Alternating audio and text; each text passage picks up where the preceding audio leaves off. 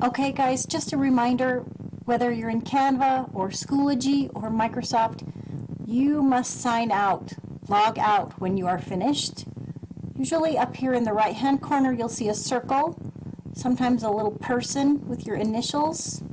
You click on that and see clear down here at the bottom, it tells me sign out.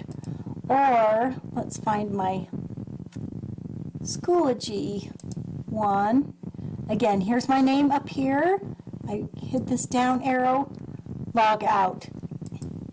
It is important that you log out and keep other people from accidentally typing in your private space or messing with your identification numbers, your passwords.